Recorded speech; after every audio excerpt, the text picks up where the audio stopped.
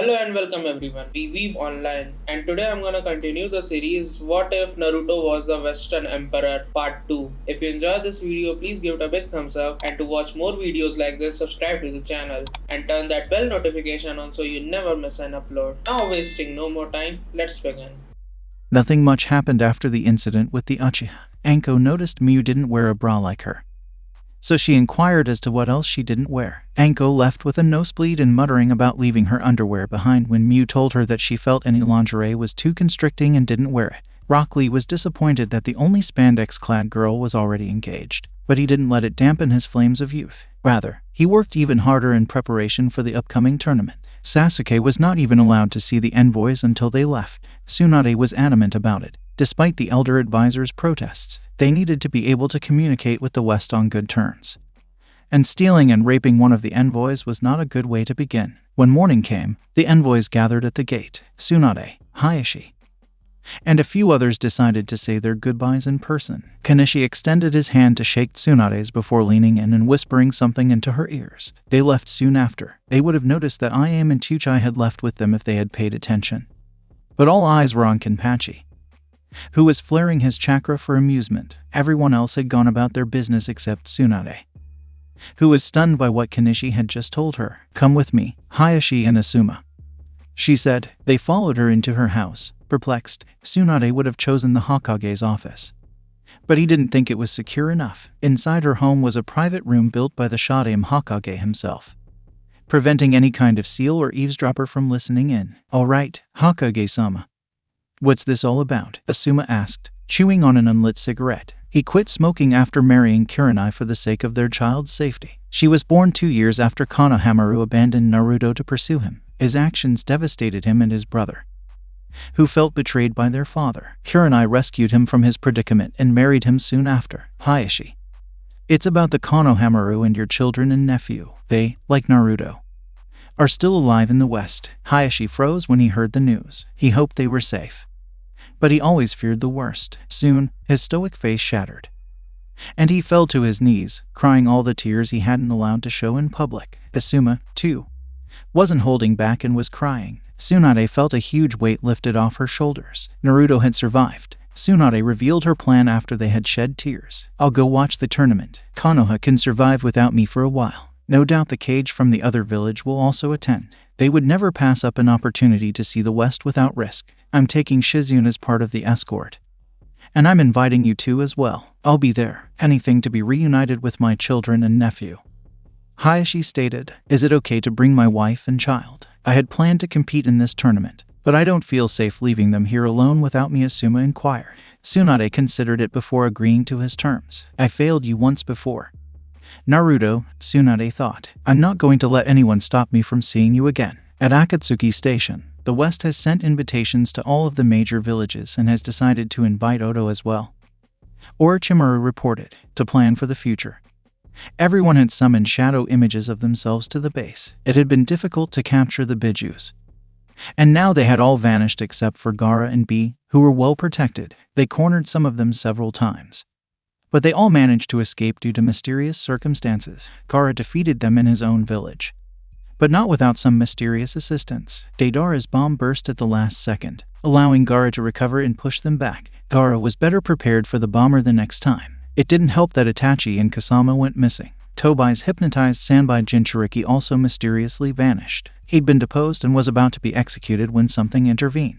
As a result, he vanished with the wind. They've also invited the Kages to pay them a visit. If Konoha's Kage leaves, this could be our opportunity to strike. They are desperate for the cash prize. Orochimaru continued. "To be honest," Kakuza said, "I wouldn't mind entering myself. That much Ryo, plus the opportunity to collect a few worthy bounties, would be worth it, especially after what happened last time. You place far too much value on money." Kakuza, Jashin despises people who worship money, although the tournament would require Jashin to make numerous sacrifices, yelled Hidden, before he began praising Jashin over and over. To everyone's relief, Pain silenced him. They had finally figured out how to mute someone if they became too loud, which they mostly used on Hidden. Hidden had never been told about the mute button and thus had no idea that no one was listening to him. Orochimaru, You will also attend the tournament as Cage. We cannot allow the Konoha to accumulate so much Ryo at once. This is also an excellent opportunity to spy on the West while raising funds for our cause. Pain was commanded. Bring Zetsu with you. He'll remain unseen and useful for spying. Orochimaru nodded, relieved to see the West. He'd heard a lot about them and was eager to investigate and exploit them, if he's lucky. The Emperor will be a fool and let him have his body. Then he would become Emperor of such a vast empire. And possibly immortal. Carry on as planned. Earn money and find the Bijus. Do not draw attention to our organization. This may, actually. The envoy mentioned one more thing to me. Orochimaru interjected. Conan frowned at him for interrupting Pain and not bringing it up earlier. They told me that I could bring Akatsuki members as visiting group members or participants, if they already knew I was a member of this group. Their spy network must be much larger than I thought. Everyone looked around. They were all S-class missing nins.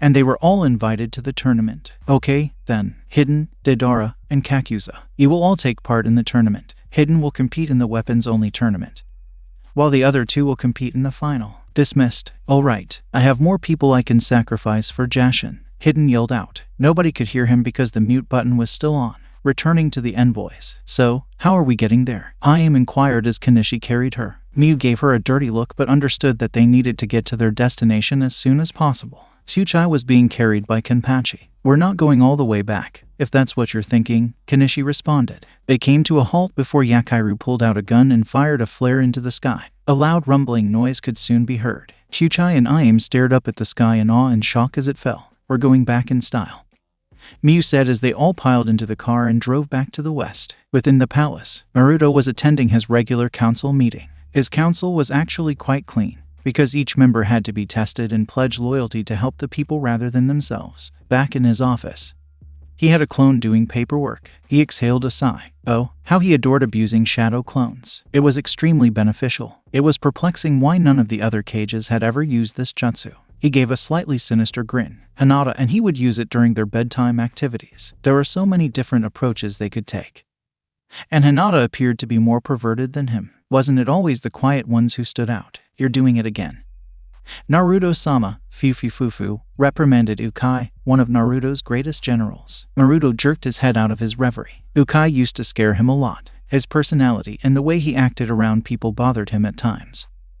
But he was irreplaceable as a general and a friend. I'll admit, Kit.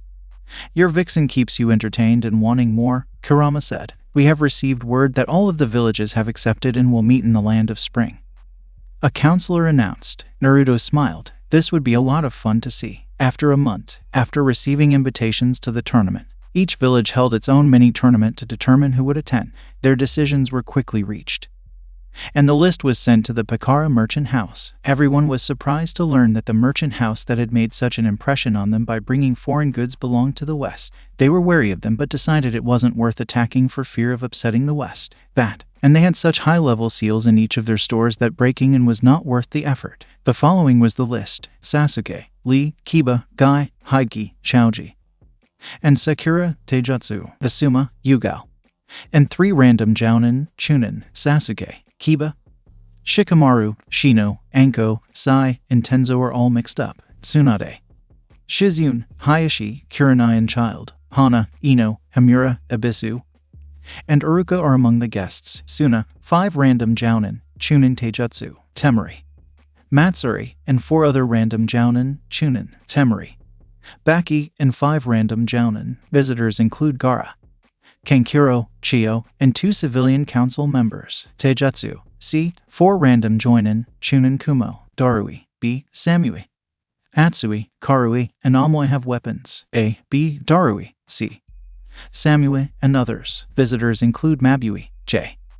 3 civilian council members, and 2 shinobi council members. Kiri, Taijutsu, 4 Jounin, Chunin at random. Weapons. Chijuro and Suichitsu lead a new 7 swordsman group. Chijuro, Suichitsu, and 4 random Jounin, Bei, Ao, and an elder advisor are among the visitors. Iwa, Taijutsu, 6 Jounin, Chunin at random. 4 random Jounin, Chunin weapons. Akatsuchi, Suzumbachi, and 5 Jounin. Visitors include the 4th Tsuchikage, 3 random council members, and 4 shinobi bodyguards. Odo, Taijutsu, 5 Jounin, Chunin at random. Hidden, 3 random Jounin, Chunin, Shin, Kotoheim, Orochimaru, Deidara, and Kakuza, Karin, Arashi, Zetsu Black and White, and Kabuto are among the guests. Tetsu, Mifune and his 4 top samurais. Around 120 people journeyed to the Land of Spring. Unsure of how they would get to the west, they expected several ships to be waiting for them. Each of them was eager to see what the west had in store for them and, of course, were eager to demonstrate their superiority. They couldn't see how they were wrong. In the Land of the Spring, around noon, everyone had gathered there, of course. All the shinobis had moments of rage and restlessness, seeing their enemies so close and yet powerless to act because their daimyos had agreed to a ceasefire made them nervous. Tsunade definitely groaned when she noticed Orochimaru smirking at her. The Iwa ninjas were enraged at Konoha's presence. Troublesome. Shikamaru said, if the West doesn't do something, a fight will erupt. A voice said, agreed. When the Konoha group turned around, Gaara was leading his. The Konoha group bowed to Kazekage-sama. When Gaara learned that Naruto had been exiled, he became enraged and severed all ties with Konoha. He tried to send his shinobis after Naruto as Sunanin to offer sanctuary. But it was too late. Gaara was depressed because Naruto had vanished. He set out to become Kage for himself and Naruto. Gaara had to fight the urge to sand coffin his body every time he saw Sasuke. It's been a long time, Gaara dono. Tsunade remarked. Gaara just nodded. He was also still irritated with Tsunade for being helpless, while Konoha and Suna mingled for a while, with Shikamaru flirting with Temari. A strange sight to see, the rest of the shinobi villages and the samurai remained separate. A loud ringing noise was soon heard, and everyone turned to see Koyuki standing in front of them all with a loudspeaker. Pay close attention. The ride to the west will take about 10 minutes. Please be prepared and bring everything you need. If you cause trouble, you will be escorted off my property and will miss the tournament. Man, that's the daimyo who's also the main character in the newest and hottest movie ever. Ika Ika Paradise. That's really hot, Atsui stated. What if the ride does not arrive in 10 minutes? And it is a trap, then we'll be stranded here with no allies. And the Amoy kept talking until Samui hit him on the head to silence him. What? Another 10 minutes, hopefully. Nothing will occur. Shizune said this until she looked up at Koyuki. Wait, isn't that correct? She indicated the person standing next to Koyuki. Suna and Konoha, as well as Kumo and Kiri, all turned to look where she was pointing. Everyone recognized him because of his gravity-defying silver hair, a bandana that covered his left eye, a face mask that covered everything but his eye, and carrying the trademark orange book. K-A-K-A-S-H-I, exclaimed the Konoha group. He turned around and looked at them before returning his attention to his book. While Guy was complaining about his ex-hip rival's attitude, everyone else was criticizing his. Tsunade was about to yell for him when he noticed someone she hadn't seen in 7 years. Long white hair, red lines across his face, and a horned forehead protector dipped in kanji oil. Jiraiya had also arrived. Her heart skipped a beat. Maybe she can persuade him to return. Perhaps she'd be able to finally date Jiraiya, even if it meant dealing with his perverted personality. Jiraiya gave a small wave to the Konoha group before noticing Tsunade. He could tell she hadn't slept well by the look on her face. Even though she kept rejecting him, Jiraiya was always concerned about her. He was surprised to see that a glimmer of hope, as well as love, had returned to those brown eyes. Shaking it off, he tapped Kakashi on the shoulder and motioned for him to accompany him to greet Konoha. Kakashi sighed and put his book away, but not before removing his mask and kissing Koyuki on the lips. Koyuki blushed and giggled, but remained composed. He returned his mask and sunshine down to where Konoha was with Jiraiya. What's going on? He inquired casually. Except for Sasuke, Haiki, and Hamura, everyone who cared was staring or pointing at him. Stuttering, finally, Ino was able to speak up. Is that your Koyuki-sama's boyfriend? She screamed. Everyone's gaze was drawn to the man who claimed to be Koyuki's boyfriend. Nope, Kakashi said, causing everyone to face fault. That didn't make sense because he had clearly kissed her. Baka Kakashi, you're playing with her emotions, Sakura yelled, but Kakashi ignored her. My ex-rival.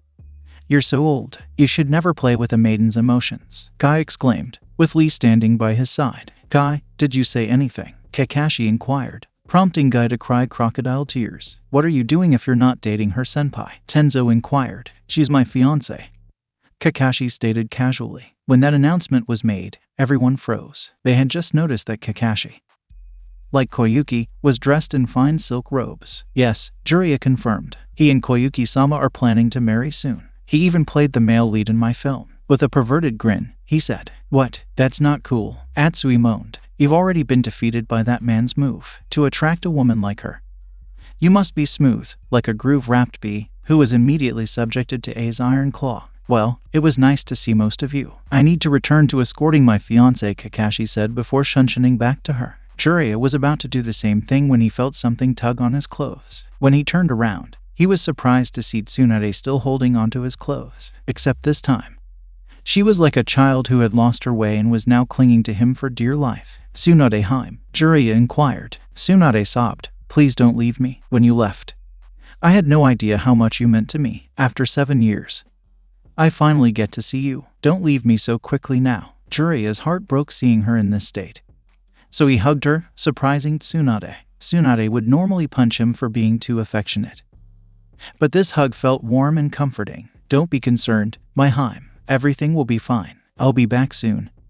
I promise. I'm traveling to the west with Koyuki's group. They were also invited, Jiraiya said before letting her go. Tsunade craved more hugs but knew she had an image to uphold. Jiraiya returned with a teasing smile to where Kakashi was to see Koyuki. So, after all these years, you finally got the girl of your dreams, eh? Koyuki teased. Jiraiya simply turned around, not allowing her to see his flushed face. Suddenly, a beeping noise could be heard from her watch. She gave it a quick glance before grinning. Everyone pay attention. This announcement silenced everyone. The journey to the west has just begun. Everyone turned their gaze to the sea, hoping to see if a boat or ship was approaching. They couldn't see anything and were about to yell that she was making a joke when she simply pointed up. A humming noise could be heard in the skies, so everyone looked up, and jaws dropped all over the place. A large airship descended from the heavens directly in front of them. As the airship touched down in front of them, a platform popped out from the ship, allowing them to board. The ship was opened by a man with yellow hair and stubble. He was wearing goggles and wielding a spear,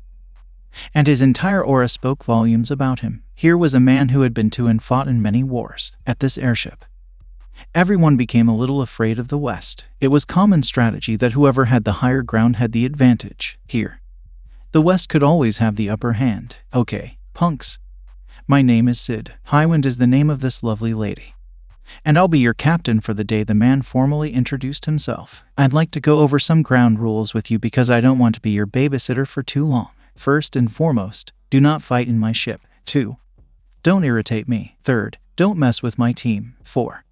Do not enter areas where you are not permitted. Don't think I won't know because I have guards and notification seals. The 5th and most important rule is don't annoy me. Anyone who does not follow these rules while aboard my ship is immediately booted off. You mean after we land? Karui inquired. So we'd have to find another way back home. No, I mean literally booted off my ship while it's still flying.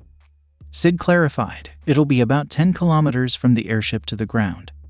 So I hope you know how to fly if you don't follow my rules. This made everyone pale. Nobody wanted to fall from such a great height, even if there was water below them. I think it's best if we don't try to spy on the ship for now, the black Zetsu said quietly to the white Zetsu, who nodded. Everyone quickly boarded the ship and proceeded to what appeared to be a storage room. They were astounded that there was enough room for everyone. Amoy was concerned that the ship was a trap, or that they would all fall while falling.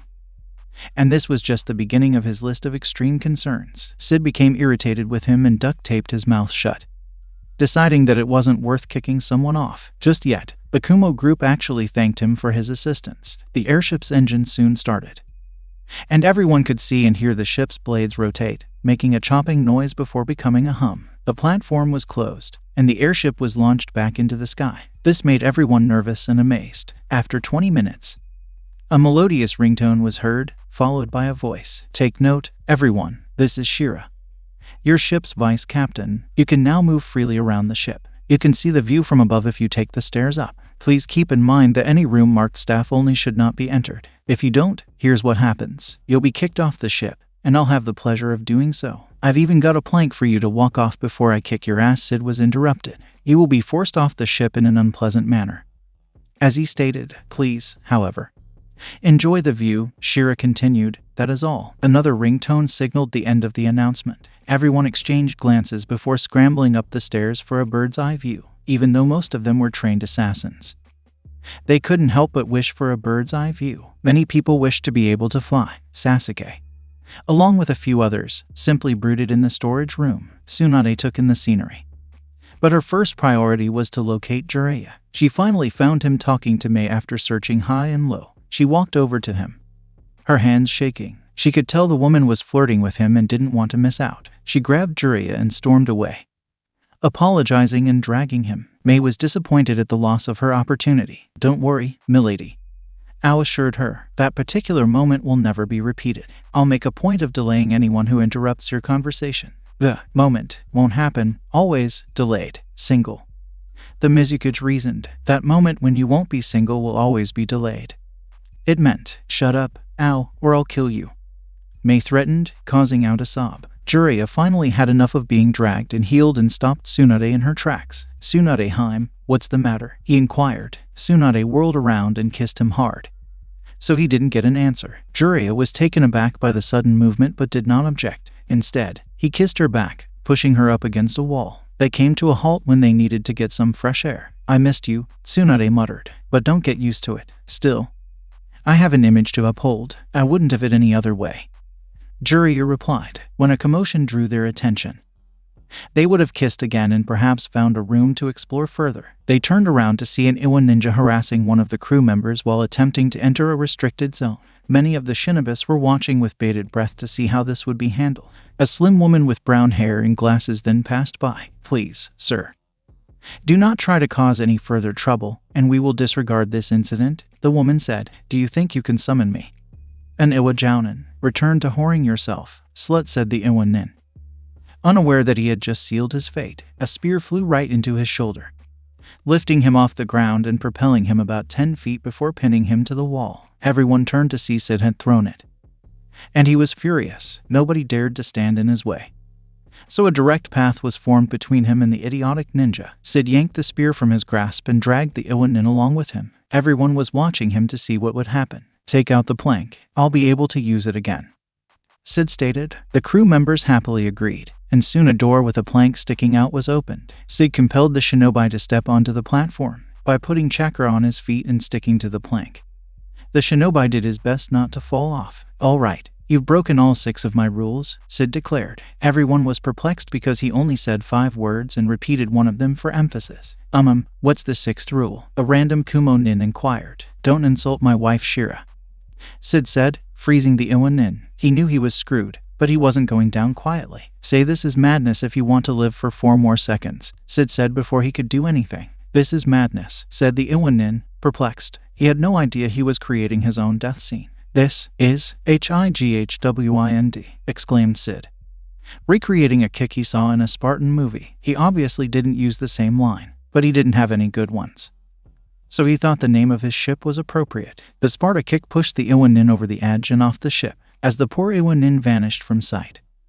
Everyone looked in horror to see Sid wasn't joking about his threat. "He's not going to live through that," a crew member said. "Is that the 4th one this month?" inquired another crew member. "I win if you pay up." It was interesting to see how the crew members had grown accustomed to their captain's antics. At the very least, he didn't make a shambles the last time some idiot insulted his wife, said the 3rd crew member. Everyone agreed that it would be safer if they avoided any of the crew members. "Sid always backs his threats," Jiraiya chuckled. "You've been to the West before?" Tsunade inquired sharply. "Of course," he said, chuckling. "They have excellent relationships with Koyuki-sama. It's too bad it wasn't Sasuke. It would have made my life so much easier." Tsunade had no choice but to agree. The same melodious tone rang out again after 2 hours of flight, signaling another announcement. "Attention, Shira. Your vice captain is speaking. We'll be in the Imperial City in about 15 minutes. Please remember to bring all of your belongings with you when you disembark from the highway.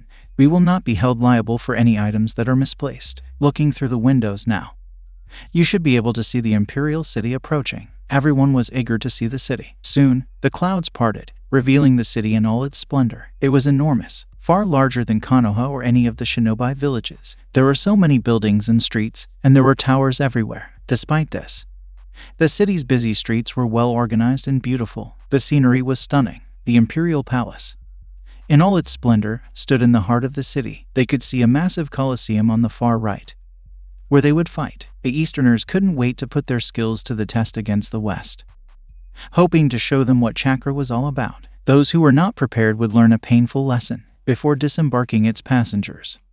The Highwind docked at a building. Everyone flocked to see the wonders of the West.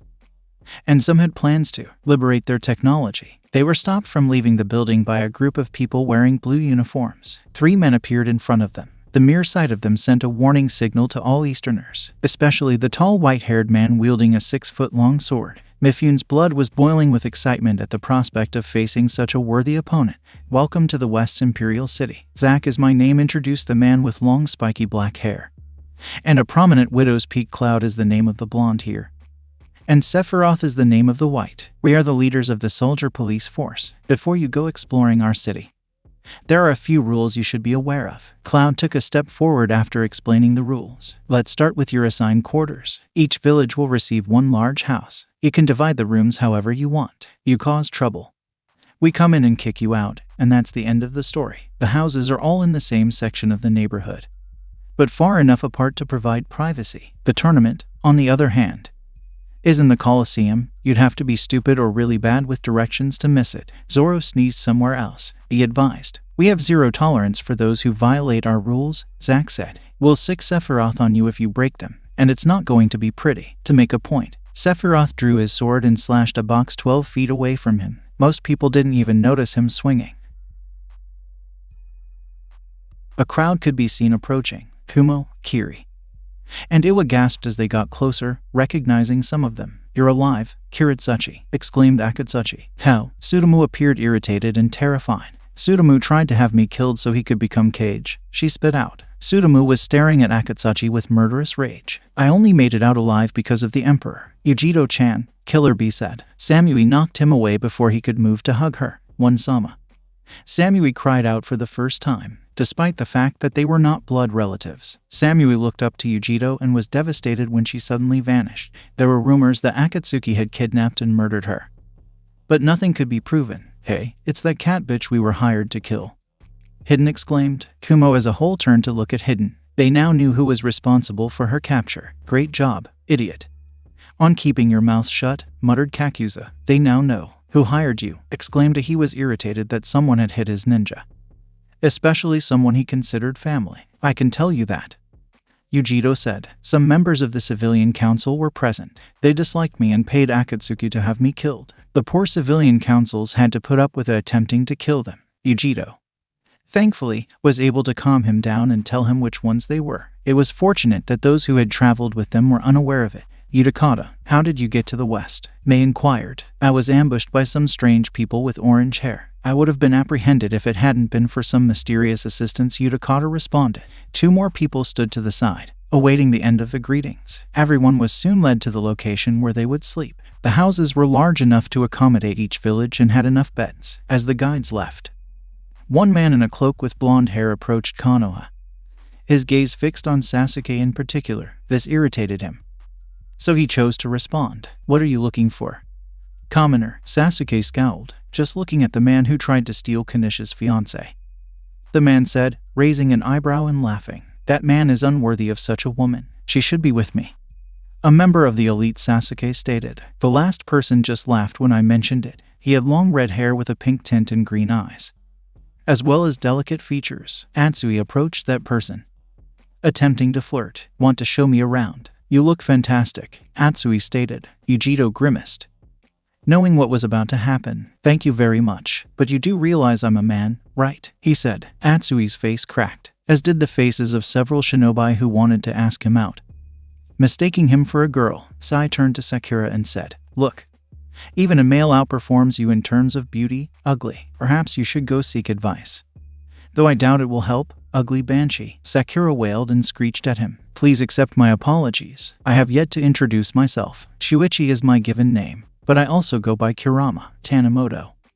The man in the cloak prefers to go by Hermit. Feel free to hang out for a while. Dinner will be served soon, and some of our cooks have volunteered to allow you to sample our various cuisines." Everyone's stomach grumbled at this. Chaoji's was the loudest of the bunch. They had been so nervous and excited about traveling to the west that they had forgotten to eat. Kurama laughed. "In an hour, dinner will be ready. We'll arrive to show you where you'll be eating." After everyone had gone home and settled in, they quickly gathered in the center, where the guides were waiting. They were soon walking towards another building. A few shinobis, including Zetsu, attempted to flee while walking. "I wouldn't leave the group if I were you," Kurama warned without turning around. causing them to stop in their tracks. "We have our eyes on you.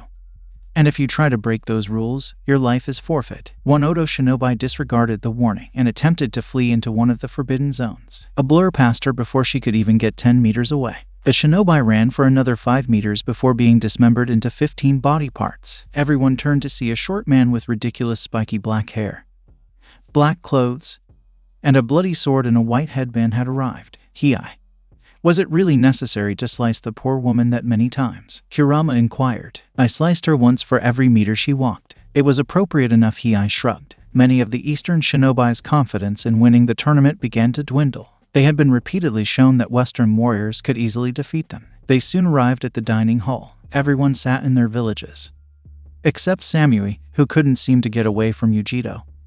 So she sat with Kumo. "You're in luck tonight," Kiritsuchi said, "because the person cooking for you today is considered one of the best cooks. He's been to so many places and tried so many different foods. The only issue is that the individual is a major female flirt." Soon after, the door opened, and a blonde male in a suit with curly brows emerged. "Greetings, my name is Sanji, and I'll be your day's head chef," he said politely as he scanned the crowd. He appeared to be a gentleman until his gaze was drawn to May 1st. He rushed over to her, kneeling and looking at her with hearts for eyes. "What beauty! Milady, you look stunning. Everything is becoming misty with that mysterious aura and dazzling beauty. Would you like to go out to dinner with me?" For once, May appeared embarrassed. She had complained about not being able to find a good man, and yet this person was lavishing her with compliments and attempting to ask her out. A frying pan flew from the kitchen and hit him on the head before she could respond. "Sensei, don't abandon us just because we're busy," yelled a redhead with a long white headband. Sanji's response while lying on the ground from the pan was a lot of muttering Mellory. "Sorry about that,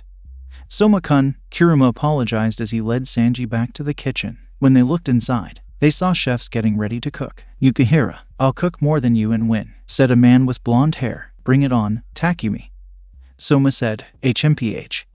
I'll beat you all with my god's tongue," a blonde beauty replied. "Arena, don't make me humble you with my skills," Soma said, making the blonde blush. "Shut up. That has absolutely nothing to do with cooking," Arena yelled. Now, let's calm down," an Asian-looking man said. Komatsu was written on his name tag. The food was soon being cooked with such speed and precision. The appetizers were served first. Most of them were initially wary of what they were eating because it didn't look familiar to them. The first bite changed everything. They couldn't get enough of it. Delicious-looking dishes were served at breakneck speed, and they were devoured. One Kiri fool scoffed. He liked the food, but he didn't like how the head chef flirted with May. He decided to make a fool of himself. "Oi, chef de cuisine," he exclaimed. Sanji approached him. "What do you mean shit food?" Everyone came to a halt to observe the commotion. Nobody agreed that the food was bad and couldn't figure out why he was doing it. "What is this insect?" the shinobi asked loudly, pointing in his soup, attempting to humiliate Sanji. The shinobi had picked up a fly from the floor and placed it inside the soup. "I'm sorry, sir,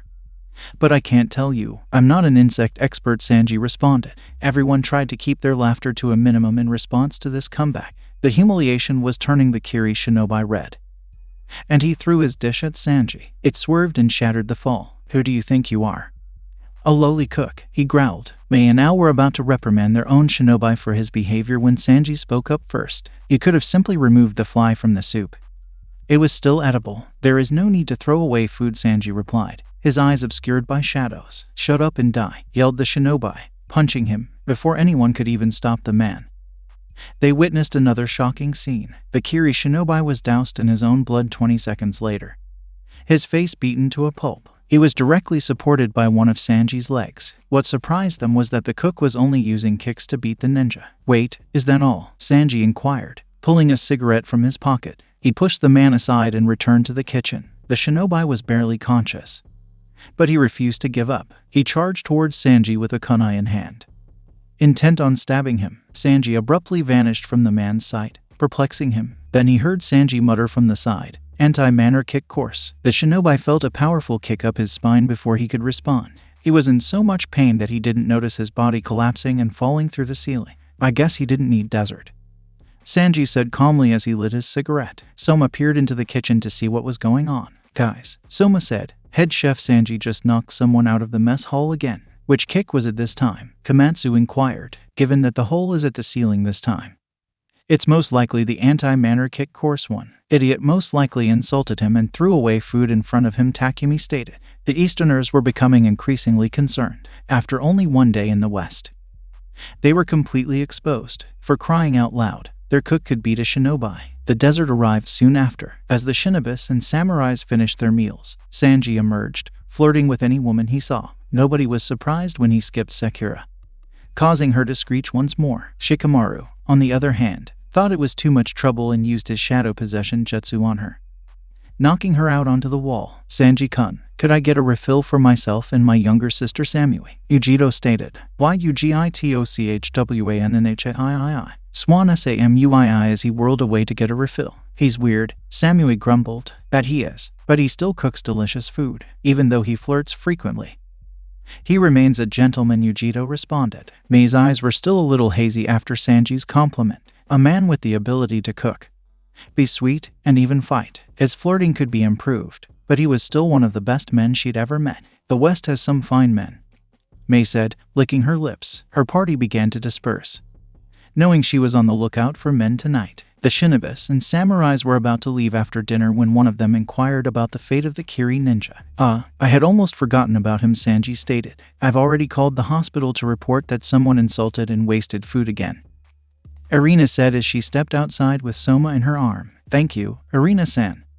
Sanji smiled, surprising the Easterners. They were certain he would hit on her because Irina was also a lovely lady. Only single women are targeted by the pervert. He gets frustrated when women are in relationships, but he knows how to respect them, I said as he walked to the door with Hermit and opened it wide. Sanji had returned to where he had launched the Kiri nin. He took a few steps back before doing a few forward flips. On his final flip, he yelled mountain shot and launched a single kick. The Kiri nin descended from the sky, right into Sanji's kick. He flew out the door and out into the distance. Okay, he'll be at the hospital. You can have him back by tomorrow if he finishes his treatment, Kurama stated. Returned to the Imperial Palace. 2 shinobis dead and 1 in the hospital on the first day, muttered Naruto as he rummaged through some paperwork. Neji and Maru had come to pay a visit and lend a hand. I'm surprised the Uchiha hasn't done anything stupid yet, Maru observed. Don't worry, he'll be humiliated at the tournament, Neji said. Ryaz and Paku aren't happy that their little girl was mocked. Did they agree to it, by the way? Yeah,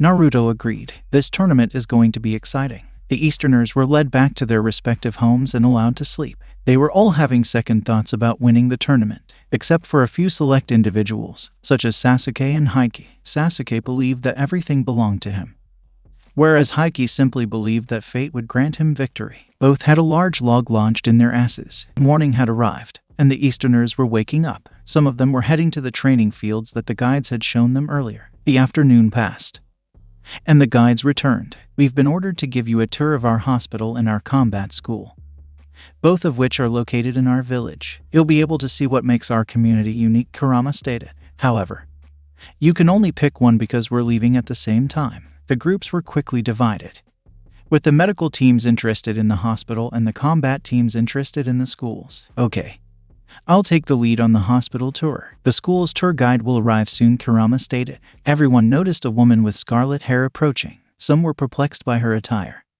which included body armor and a skirt. The spiral on her breastplate, the same insignia that was on Konoha's flak jacket on their back, drew many of them in. New way. Impossible. We annihilated them all during WWII. The woman came to a halt in front of them and bowed. Greeting. Urza is my name. Urza Uzumaki of the Uzumaki clan, she stated calmly. You said Yu Uzumaki? Tsunade inquired. Yes, when Kiri, Kumo, and Iwa banded together with some minor villages to destroy our village during the Second Shinobi War.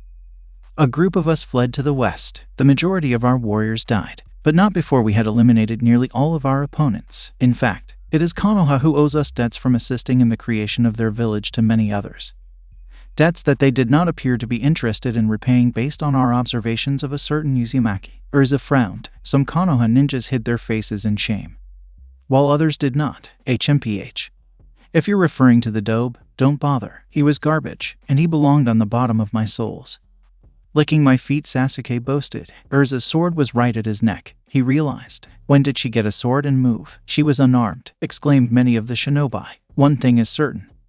Uchiha scum, Uzumaki values family. A crime committed against one is a crime committed against all. Urza scowled, wanting to sever his throat. Urza, calm down. He hasn't done anything yet to merit such treatment in the Empire, Kurama stated. Our job is to be tour guides. Urza scowled but followed orders. She slashed his cheeks before turning away. She takes the school tour while Kurama stays behind. In conjunction with the hospital tour, Tsunade and many other leading shinobi healers were curious about the type of healing available in the West. They got to the main hospital. The Talisman of Life is a seal provided by the Uzumaki clan. The seal helps to delay any illness or infection caused by wounds while also increasing patient regeneration, Kurama elaborated.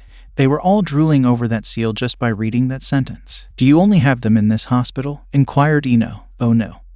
It's in every hospital, Kurama responded, making their jaws drop. This alone gives the West a significant advantage in the medical field. Kurama continued to lead the way. Tsunade was enthralled by the introduction of morphine. The ability to perform surgery without the patient feeling pain would be extremely beneficial because they would no longer flinch. A Konoha nin in the civilian council's pocket couldn't take it any longer. In the name of Konoha, I demand that you release all of your knowledge in order for Konoha to grow stronger. Everyone looked at the shinobi in disbelief. Tsunade was furious that someone had the audacity to challenge her authority. Shinobi, keep your mouth shut. As the Hokage of the Leaf Village, I command you to retract that statement and apologize, or your status will be terminated immediately. Looking down at Tsunade, the shinobi held his chin up. Being the council's shinobi had brought him numerous advantages as well as unfathomable arrogance. He was confident that Tsunade's decision would be reversed, and that the council would praise him for bringing in wealth from the West. Does that mean this shinobi is no longer a Konoha nin? Kurama wondered. Tsunade nodded when he noticed the shinobi was not obeying. He lifted his hair and pulled out a rose that he had hidden in it. What are you going to do? Hand me a rose and hope it pricks me. The ex-Konoha nin laughed. Something along those lines, Kurama replied. He slashed his hand with the rose before raising it. Suddenly, the rose transformed into a thorny whip, wrapping around the shinobi and pricking him in several places. Mokuten, thought Tsunade. No, it doesn't feel that way. I was joking, of course. Please let me go, the man begged as he tried to cut the whip with his kunai only to find it ineffective. My whip is strong enough to cut through steel. Regarding your request, I'm afraid I'll have to decline it, Kurama said angrily before drawing his whip. The man was immediately slashed into pieces. Are there any more hiccups before we continue? Kurama inquired as if nothing had occurred. Nobody dared to speak up. At the combat academy, Urza had led the other group to their combat school, where they saw many children of various ages practicing katas, seemingly following a man with a long braided ponytail known as Q. It would appear normal, except that all of the students appeared to be extremely focused and followed the katas in unison, with no obvious mistakes. The teacher himself was flawless, and everyone could tell he was a fighting master. The teacher approached the students after they had finished. Hello, Master Wang Fei Hung. These are the Eastern visitors to our city until the tournament, Urza said as she bowed in respect to him. He returned the bow before greeting the group. Hello and welcome to Pokai Lam Academy. I am the school's principal. They were surprised that the teacher was a headmaster of all people. As you can see, our academy is organized around skill sets and maturity rather than age groups. It is our responsibility to evaluate students each year to determine whether they should advance to the next level or remain. The starting age is 7, and anyone who wants to join is welcome. Of course, if a student does not perform well enough, we will gladly discuss other career options. The academy teaches all the basics for up to 3 academic years, including the usual academic skills, but it also helps build a strong body and mind. We also emphasize teamwork.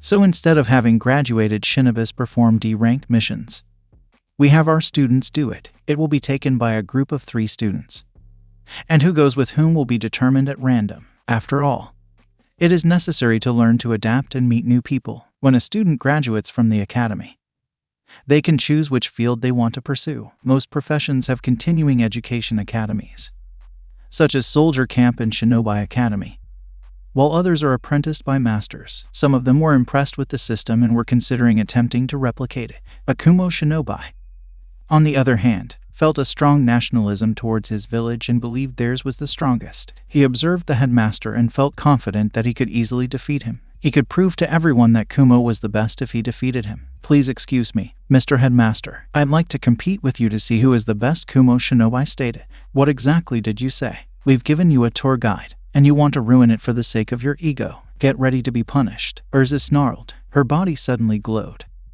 and her armor vanished in a flash of light when she suddenly appeared to be wearing completely different armor. The majority of the tour group assumed she was simply stripping. "Heaven's wheel armor," exclaimed she. Swords appeared out of nowhere and floated around her. She was about to attack the braggart when the headmaster raised his hand. "It's all right. I don't mind." "But," he cried, "Urza, I was going to Ryazanpaku to spar anyways. Might as well do it here," he stated. The crowd moved, allowing a circle to form between the Kumo Nin and the headmaster. Urza decided to referee. She stated the usual spar rules.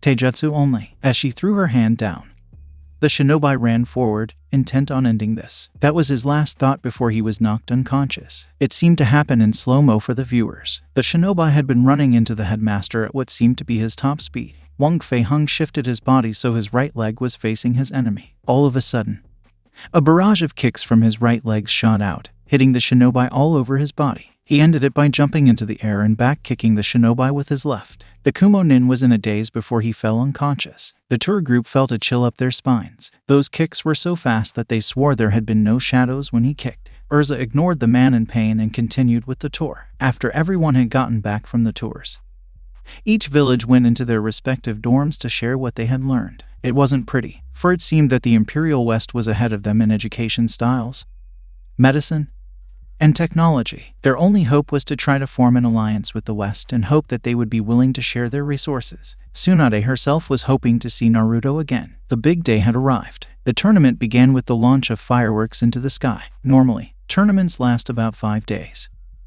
But because more people had been invited, everyone was ecstatic. The Colosseum was packed with citizens and visitors from all over the Western world, while the Easterners had a reserved seat.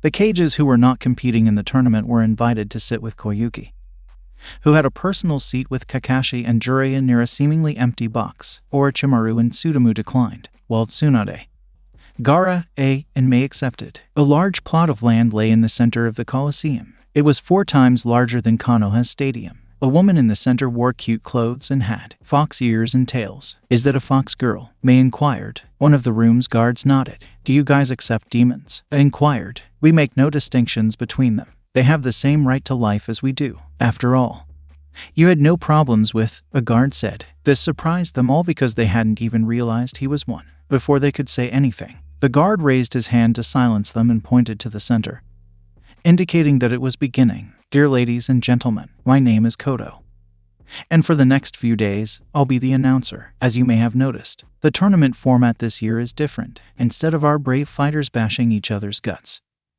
we've invited people from across the border to bashing their brains out as well. This year, our empire held preliminary competitions and chose 6 participants to compete on this stage. But first, let me introduce you to our judges. They are one of the empire's most powerful factions. Nobody ever fights them without getting injured. Even their number 1 disciple is taking part in this tournament. Please accept my greetings. Ryozanpaku. The Easterners scanned the floor entrances, hoping to spot them. There was a huge impact in the middle of the ground all of a sudden. The Easterners were taken aback by the sudden appearance and demanded to know where they came from because they hadn't even noticed them near the entrances. Their surprise was compounded when they discovered that the members had literally jumped into the Colosseum from above. The dust cloud cleared, revealing 7 figures posing and wearing Power Ranger masks. 5 of them appear to be excited. 1 appears to be unconcerned, and the last appears to be embarrassed. "Blue Ryazan, Shio Sakaki, Ryazan white," exclaimed Ryazan. "Green, Ryazan, Ryazan Apapa," exclaimed Ryazan. "Apachai. You're supposed to say yellow," Green said quietly. "I'm sorry, yellow Ryazan, Ryo Zan pink," says Ryo. Ryazan black was slightly embarrassed to be doing this in front of everyone. "We are the RyozanpakuTokusenti as a group, and our commander-in-chief is Garyux. The man was enormous and muscular. Some of the members made me feel slightly threatened. He was supposed to be the most manly and have the biggest muscles.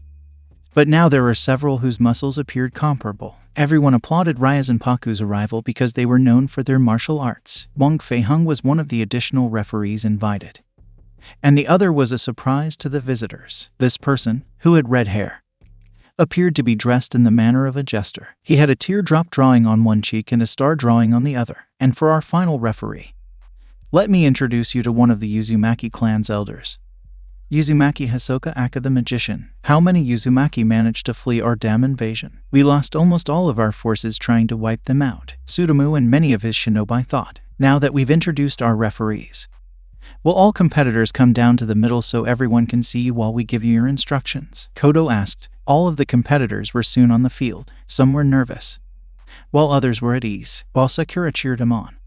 Sasuke appeared smug, believing he would easily win this tournament and demonstrate what it means to be an elite. Sakura never got over her fangirl habit, so she never received training from Tsunade or did anything to improve her strength. She was still under the impression that sweat was disgusting and that she shouldn't eat much, after her friends and family brutally beaten her fan streak.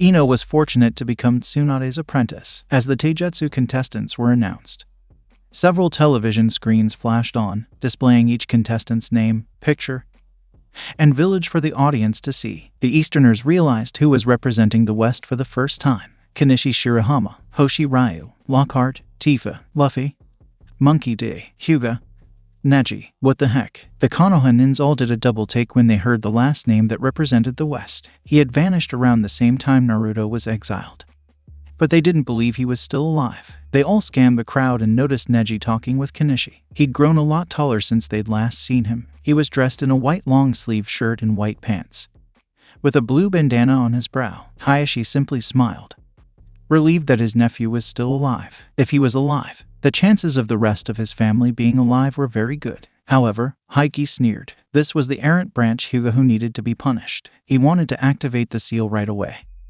but decided it would be foolish. That, along with proper humiliation, was required to install the branch member. Okay, everyone's here now. It's time to see who will go up against who. Keep in mind that this is a 2-day tournament. What will happen is that we will have multiple fights at the same time, explained Kodo. The floor rumbled as expected, and 9 platforms rose from the ground. Each platform was a standard flat surface arena found in tournaments, large enough for one-on-one fights and with enough room to run around. We're going to have 9 referees working at each arena to make this tournament go faster so the audience doesn't have to snooze. There are 36 competitors. That means there will be at least 18 matches today. Following that, we'll take a 30-minute break to allow the fighters to be treated by our medical staff before proceeding to the second round. After the second round, the fighters who have fought their way up through these rounds will draw numbers that will qualify them for the next day's tournament. Todo declared. First and foremost, let us greet our emperor and his beloved consort, who made this day possible. She pointed to an empty box near the cages. When she pointed to the box, it was empty, and then a yellow flash appeared. The Iwanins froze as they remembered a certain Namikaze who had done the same thing. The emperor wore golden yellow robes with a dragon insignia, as well as a black mantle. He wore a hat similar to those worn by cages and a face mask that covered the bottom half of his face. However, his blue eyes could still be seen. His consort was dressed in a white silk kimono that emphasized her figure. She wore a fan over her face and sunglasses so no one could see her eyes. That's the man who thwarted our attacks on the Jinchurikis, Kakuza growled. They had no idea he was the emperor at the time, just a huge pest who was interfering with their leader's plans. So, that's the emperor. Now I have to persuade him to join me and position myself so that I can take over his body, mused Orochimaru. Does this man descended from the cursed Namikaze? Sumoto growled softly. We must eliminate him when we get the chance. Kara recognized him as the man who had once saved him from Akatsuki's attack on the village and decided to form an alliance with him. He had 2 main reasons for this. The first was as a thank you for saving him, and the second was a desperate attempt to find Naruto. If Neji was here, it's possible Naruto was as well. Bei simply licked her lips at another man who seemed deserving. If only he wasn't married. Anyway, forming an alliance, military or not, would be beneficial to them. But was thinking about forming an alliance with Mei. Tsunade knew she only had one chance to convince the West to support Konoha. Konoha was doomed if she blew her chance. Something about the Emperor's eyes, however, seemed familiar. Everyone in the audience cheered as the Emperor waved his hand, demonstrating their devotion to him. All right, now that the Emperor has arrived, let's get this fight started. Fighters, please proceed to your designated arena as indicated on the board. Those who are not fighting in this first half, please stand on the sidelines, Kodo said. 9 matches were soon ready to begin. Naruto noticed that Kanishi had been assigned to Arena 5, while Neji had been assigned to Arena 9. He decided to concentrate on those fights. All right, the fighters have arrived at the arenas. Will the judges now go to an arena to judge? Judges, what's the matter? Ryzen Paku, why are you huddled up like that? Todo inquired. Sorry, we're debating who gets to judge Arena 5. Sakaki explained. He was no longer wearing his mask like the rest of them. Only the elder Furinji seemed adamant about wearing his. I should get the right. He tried to kidnap my daughter, exclaimed Sega, because Miu is my granddaughter. I should have the right, the elder explained. Papa, if he does something wrong, I'll judge him there and lightly beat him to death. Apache said. Miu is a female, Shiger stated. I should be given the right to judge. Now, calm down, Akasama said, because two of you will have in-laws with one of the competitors. You two should not be the referee due to potential bias. Apache, you have no idea how to hold back. You could possibly distract them. Sakaki drinks too much. And Kensei wants to pass judgment on Tifa-san, so I should be the most reasonable referee. Stop talking. Akasame, you simply want to be the referee for the same reason that the rest of us do. That jerk tried to steal Miu, whom we all consider to be our daughter. Sakaki said, there's only one way to find out who gets to judge.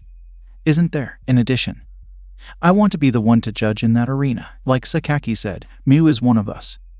Kensei said. Everyone nodded in agreement. The Easterners held their breath, waiting for them to do something, only to faceplant into the ground. Ryzen Paku had just announced that they were going to play rock, paper, scissors. Are they idiots? Kiba wondered. Shino simply coughed lightly. What happened next, however, put them to shame and shocked them with how extreme their version was. Janken, exclaimed the entire Ryzen Paku. At this point, their hands were in the air. Poon, as they threw their hands down. Their hands alternated between the three options at breakneck speed, while throwing their choices. Their eyes shone fiercely like laser eyes. In terms of hand speed, the Shinobis couldn't perform as many hand seals as them. What, even at my fastest? I can't make that many changes in my choices when I play rock, paper, scissors. A reasoned. A dust blew out from the source at the end of the pawn. Hee.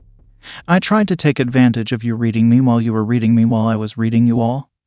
Sakaki explained. In the end, only Apache threw without thinking, Kensei said. Everyone had chosen rock, except Apache, who had chosen paper. No, I chose paper as well, the elder replied. Apache and the elder squared off, both agreeing that the choice was between them. They locked gazes, ready to argue over who would be the referee, until the elder appeared from nowhere with a bowl of jelly beans. Apache, I'll give you this bowl of candy if you let me be the referee for Arena 5. Okay, exclaimed Apache. The rest of Ryzen Paku just made a tisk sound before deciding on an arena at random. All right, competitors, remember to pay attention to your proctor. If your opponent forfeits, you may not do anything else to them. You lose if you are knocked out of the ring and fall to the ground. There will be no Jinjutsu or long-range ninjutsu in this Taijutsu match. Chakra can be used if it is channeled through the hand on contact, as in Gentle Fist, or as an internal booster. If you are unsure whether your close-range ninjutsu is permitted,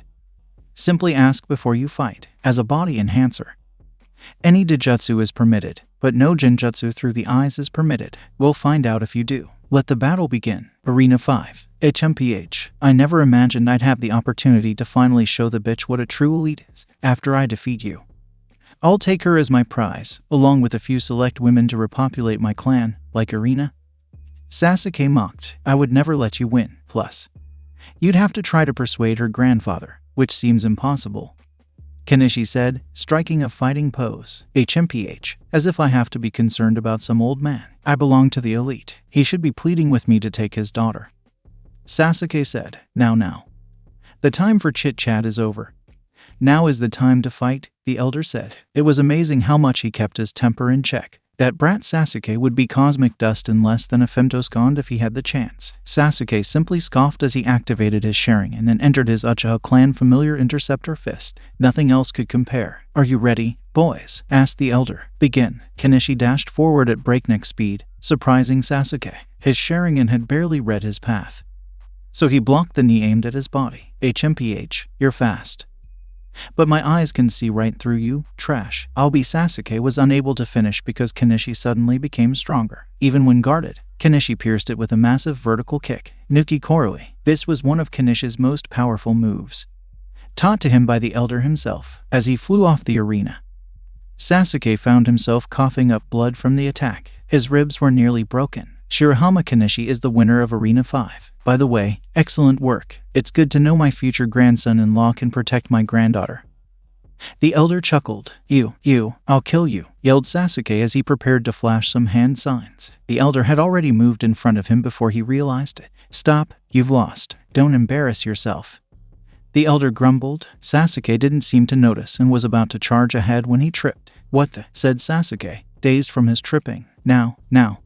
Just slowly get up, the elder said. Sasuke attempted to stand, only to stumble again. Once more, at the cage stand. What's going on down there? What is causing him to stumble? Did he really take that much damage? Tsunade wondered. Koyuki chuckled before instructing the guard to bring up a television set for them. There's a reason the elder Furinagi is the strongest. The real reason Sasuke is tripping is because he keeps kicking him. What? Impossible.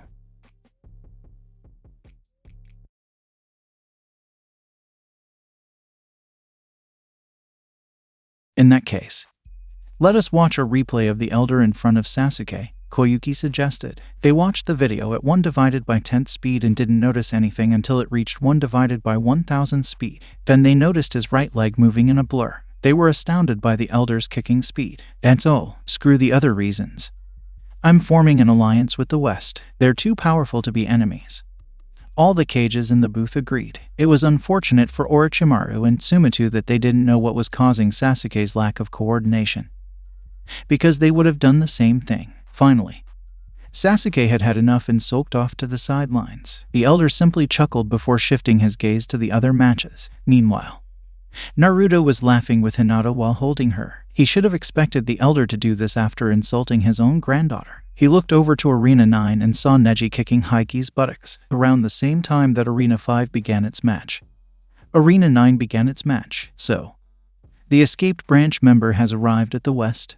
You should give up and return with us to face judgment, Haiki advised. Neji simply assumed the gentle fist fighting posture. What's the matter?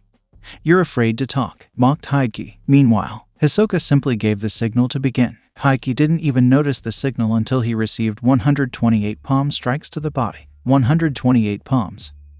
8 trigrams. After inflicting so much damage, Neji walked away calmly, only turning around when Haiki stood up again. You cretin, you are beneath me, Hayashi's daughters and you. I will inherit the Hyuga.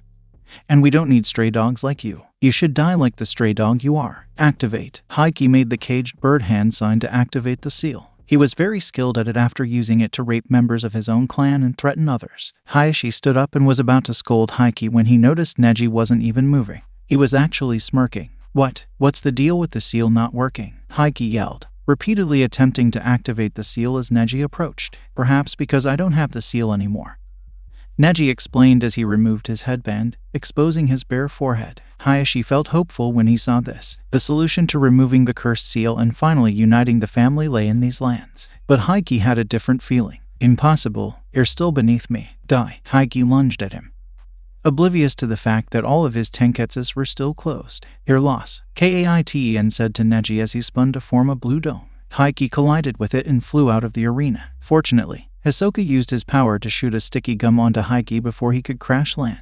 It appears that Neji Hyuga has won this round. This other one has no potential at all, Hisoka observed. The other matches were completed quickly, and the remaining 18 contestants entered the arenas. Ryu was fighting Kumo Nin named C this time, while Tifa was fighting Sakura. Naruto couldn't stop laughing at this. Tifa is going to take over the bitch. She has no chance if our spy network is correct, Naruto said. Kurama inside Naruto was giggling, as was Hinata, who was overjoyed that Sakura was finally going to pay for all the abuse she heaped on Naruto. Miu had already attacked her, but she wanted a front row seat to it. They both agreed that Cloud needed to propose soon, even though no one was going to steal her away. They were far too close for that. And Tifa wasn't exactly weak. Naruto noticed the last Western representative stretching a little. Luffy was battling some random Odo opponent.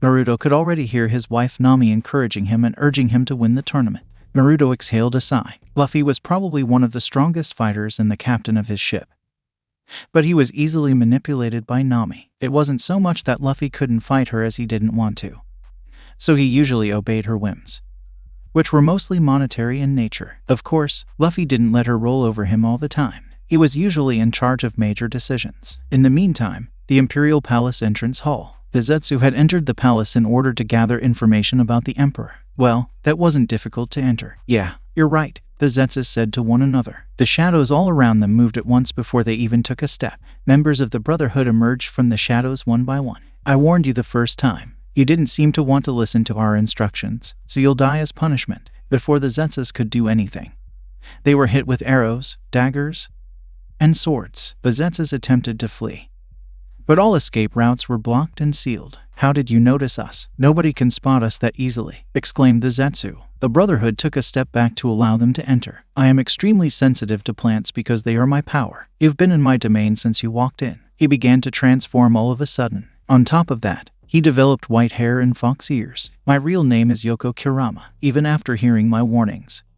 You have trespassed. Your body will be converted into nutrients from my plants. Vines began to grow from Zetsu's arms as he made this statement.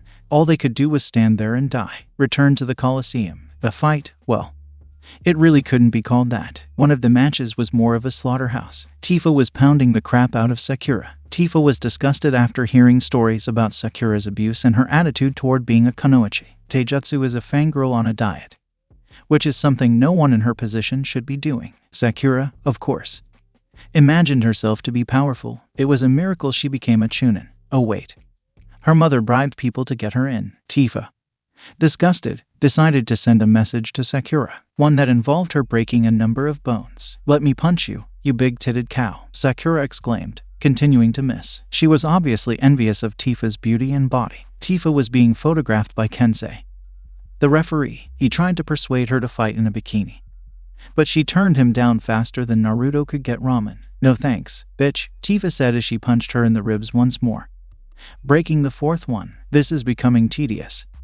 I'm calling it quits. She shook Sakura's brain with a somersault kick to the chin. She then charged at her, pounding on every part of her body until Kensei called a halt. The Ryu vs. C match, on the other hand, was quite good. C had a good taijutsu level and played defensively, striking only when necessary. Ryu, on the other hand, was used to counter styles and finished with a Shinku Tatsumaki Senpukyaku. Luffy caught his opponent with a single right cross. It didn't help that his opponent made fun of his hat and wife. After a 30-minute break, the medics arrived to treat anyone who had been injured. Many of them were reluctant to approach Konoha, but the head medic Aerith decided to approach them. She was accompanied by Rinoa, Squall, and, to their surprise, Kensei and Akasama as doctors. Fortunately, no one attempted anything too stupid. Sasuke was still brooding about power, while Sakura remained unconscious. Kiba attempted to flirt with Rinoa, but was met with a blade to the face and a warning. She laughed as she hugged her husband and tried to comfort him, while Kiba did his best not to piss himself. After 30 minutes, all competitors were completely healed, which astounded them. Being able to heal so many people in such a short period of time, especially during wartime, has the potential to turn the tides. Orochimaru was already planning how to persuade one of them to accompany them and share this knowledge with his army. His best bet was to steal a body, but that might be difficult, especially given the security. But he was curious about Zetsu's whereabouts. He should have returned by now. Naruto cleared his throat, drawing everyone's attention. Thank you all for coming on such a beautiful day. We've seen 36 people compete to represent their village. Only 18 people have earned the right to advance to the next round. Let the next rounds begin without further ado. Everyone applauded their beloved emperor. Nobody noticed a shadow move behind Naruto. A Brotherhood assassin appeared and whispered something to him before disappearing. What was that about, my dear husband? Hinata inquired. That was just confirmation that someone attempted to break into our home despite our warnings. We'll send a warning to all of them once the day is done. The competitors entered their respective arenas. Naruto decided to pay closer attention to his fighters, and noticed that Luffy was fighting Choji, Ryu was fighting Tifa, Neji was fighting Kiri Nin, and Kanishi was fighting Samsuna Nin. The only thing that interested him on Konoha was the fight between Kiba and Lee. Perhaps the fight with Ryu and Tifa will show them how hopelessly outmatched they are, Naruto thought as he decided to lean back and enjoy the show. Luffy vs. Choji in Arena 2. Choji had won his previous match by surprising his opponent by stretching his arm and slamming him away. He had a feeling he'd have a tough time against one of the Western fighters. Luffy was simply stretching his legs for a few moments. Hippopapa, you are aware of the rules. Fight, exclaimed Apache. Choji used his technique to enlarge his fist and threw it at Luffy, who avoided it. Shihei, so you can expand your body parts as well. Luffy chuckled. Choji paused for a moment to consider this. Are you also waiting? while his body was still 5 feet away. Luffy threw his fist out. Chaoji was perplexed until he was punched in the face. He stumbled back from the blow. "What? How did you hit me from such a long distance?" Chaoji stated. "Easy, I'm a rubber man," Luffy replied, stretching his cheeks all around to demonstrate how rubbery he was. "Troublesome. Chaoji is in trouble," Shikamaru said. "How so? Chaoji may still have a chance to hurt him." Ino speculated. "Brute force will not harm rubber. A Hyuga might be able to handle him.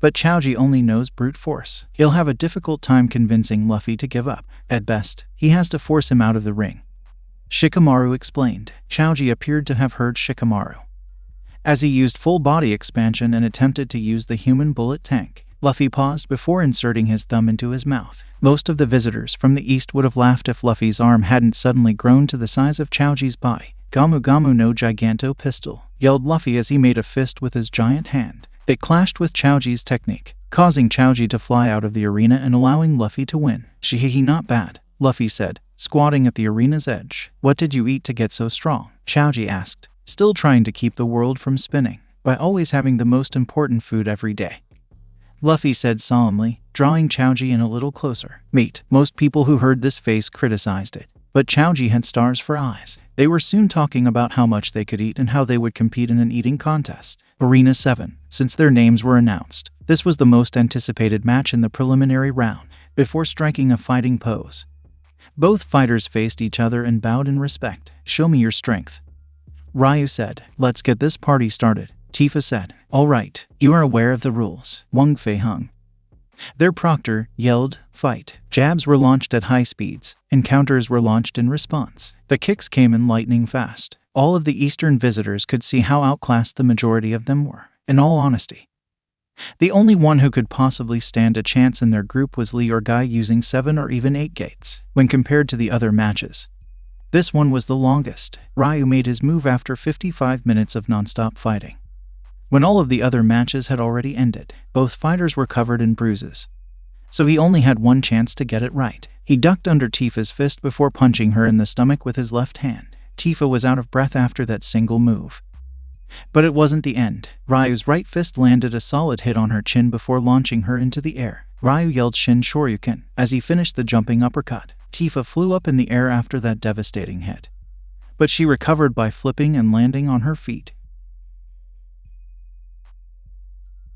Instead of becoming enraged, she smiled and congratulated Ryu on his victory. The Colosseum shook with applause and cheers. A majority of people were pleased with the exciting tournament. However, a small number of people on the eastern side were dissatisfied. Uchiha Sasuke, in particular, he had tried to activate his Sharingan in the hopes of stealing all the techniques, but he was completely unable to replicate the West styles and chakra flow because it was too complicated for him to follow through. Worse, when he tried to steal from the other villages, they complained. Eris approached and slapped him with a seal she obtained from Hisoka, effectively shutting it down for the time being. To make matters worse, Hisoka provided the seal with a special texture disguise that camouflaged the seal, matching the exterior with the same color as his skin. The seal would move around on his body, making it difficult to remove. She promised that it would end when the final tournament began, but not before. How was he supposed to get stronger and kill Itachi if these scumbags stopped him? He wanted to seduce some of the strong women,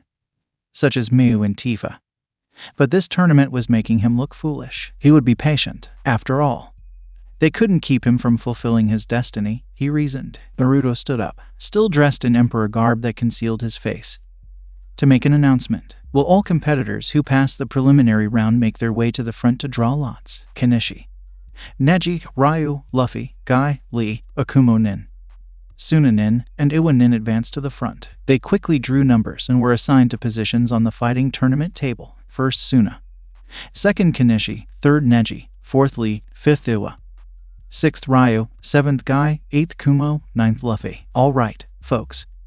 It appears that Luffy Senju has been seated, Kodo announced. Match 1 is 1v2. Match 2 is 3v4, and so on. Fighters 7 and 8 will fight first, giving them enough time to rest before facing Fighter 9. Simply ask a representative or look at the table if you have any questions. Good night and good rest, everyone. Tomorrow, we'll see who walks away with 100 million Ryos as the tournament champion. Luffy, if you win that, I'll buy you a bronze statue of yourself, exclaimed Nami. Luffy was delighted to agree. Competitors. Naruto said loudly but masked. Everyone fell silent to allow him to easily project his voice. You've done well to get this far. Without a doubt, your toughest battles will be tomorrow. Everyone here is undeniably talented. However, there can only be one winner. Take this opportunity to unwind before we begin again tomorrow. As he finished his announcement and walked away with his wife, everyone applauded. He vanished in a flash before any of the cages could intercept him to arrange a meeting. I will continue the story in next part, so turn on the bell notification so you never miss an upload. Till then, we weeb offline.